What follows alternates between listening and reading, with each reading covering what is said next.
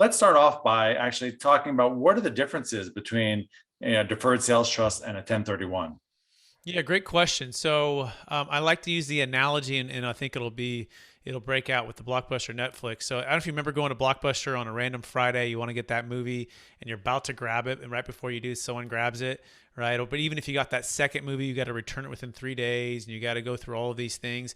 That's like the Blockbuster way of doing things, right? And in 2008, we saw a lot of people get hurt because in 05 and 06 and 07, they were overpaying for properties via the 1031 because they're letting the tax tail wag the investment dog. So the first thing to understand about the biggest difference is time.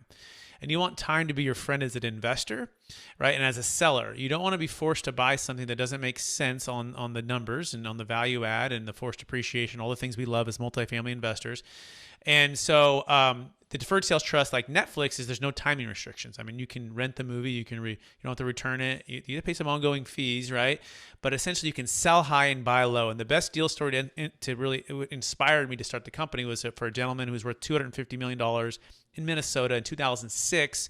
He's looking at a real estate market that's really valued high, not unlike what we're at right now, and not a lot of inventory that makes sense, okay? And so he sold, he looked for his 1031, couldn't find it, didn't make any sense. So he moved it into the Deferred Sales Trust, which is not a 1031, it's not a Delaware, and he parked the funds there. And he waited 5 years, and he put it into stocks, bonds, mutual funds, very conservative stuff. This guy hates the stock market, by the way, so he's not big on that. But he couldn't face paying the tax, and he couldn't face buying the deal. So he tried the new version of Netflix, the Deferred Sales Trust, for a while.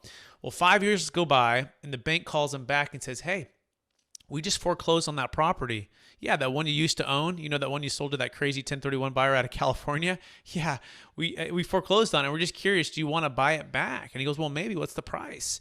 And they said 60 cents on the dollar. And so he reallocated the funds into an LLC, a portion of them, and bought that same property back with a brand new depreciation schedule, which he gets 80% of, all tax deferred, not using a 1031 exchange.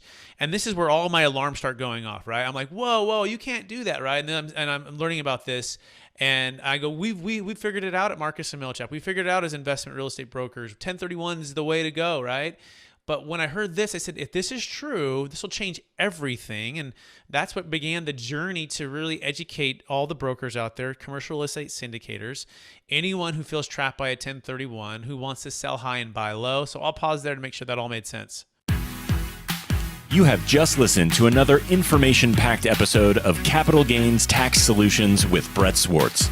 We hope you enjoyed today's show and found it helpful. Visit capitalgainstaxsolutions.com to access the show notes and to access more resources. Don't forget to leave a review and join us again next time.